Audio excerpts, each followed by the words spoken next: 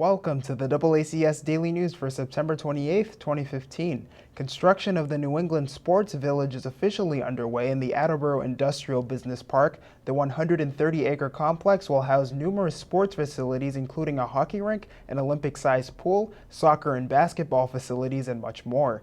Attleboro Redevelopment Authority Chairman Correia gave us a brief update. And about 2 years ago, we had a city council meeting where they were going to start to consider this property that the ARA owned as being rezoned to maybe allowing a sports complex in. Immediately, my mind started turning and I went to the drawing board to see if I could find the people who tried to do the sports complex in North Attleboro. I was successful, and within a very short period of time, Mr. David Boucher and I had sat down and we were able to come to an agreement with a tentative purchase and sale agreement. This is going to be quite a project. I think what you're looking at now, right to my immediately back, would be the ice rink. And up above on the hill, you're going to be looking at an Olympic-sized swimming pool. This project started in 2009 when ultimately, as a dad, I was sitting in a hockey rink on a Monday night with a son at the time who was not even 5, who would get off the ice at 8 o'clock and put him to bed at 9 o'clock. When I started to research the business model of hockey rinks, it allowed me to expand the business model a little bit into more of a diversified sports complex. So in 2011, 2012, formed exploratory companies trying to get a better grasp of the industry and about the business model. And then ultimately in 2013, formed a company with Joe Fitzpatrick and I to really move this project forward, to move this vision forward, and to really build a one-of-a-kind, state-of-the-art facility focused around athletes of all ages and abilities, allowing them to reach their maximum potential in a diversified environment. Many of those activities, they would include softball and baseball, a family entertainment center where you could play simulated golf, somewhat of an arcade feel. It would be a physical therapy practice, an urgent care facility. Many other different activities, including dance and karate, will all be housed here. So not just a hockey rink. That's not what we're building.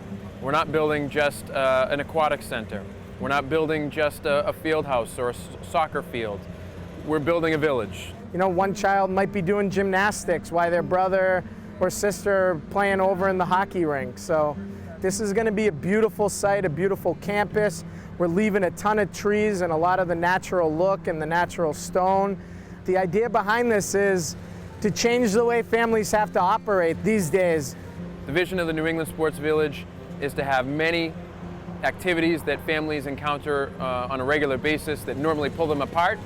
Now with the New England Sports Village, we'll be pulling them together, and that will be topped off with a hotel for tournaments that will be running on a regular basis for all the different amenities. As far as the growing trend and a model that might be duplicated, we've been contacted by groups out of Chicago, groups out of Baltimore, groups out of Dallas, Fort Worth, Texas. We've also been contacted by multiple towns and cities in Massachusetts that want to be next on the list, that want to understand what goes into this and how can they, bring this to their community. They definitely want to have the foundation in for the ice rink and the swimming pool before winter, so those projects can continue to be built during the winter months.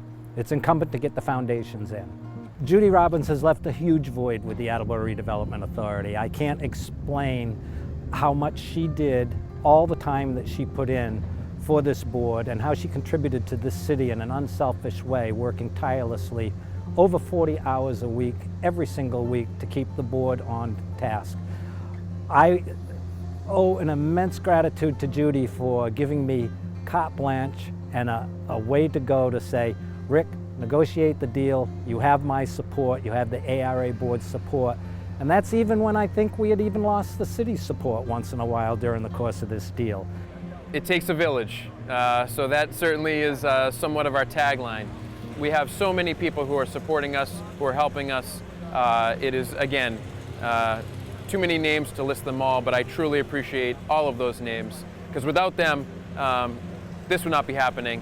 And ultimately, the dream that we share collectively would not be happening either.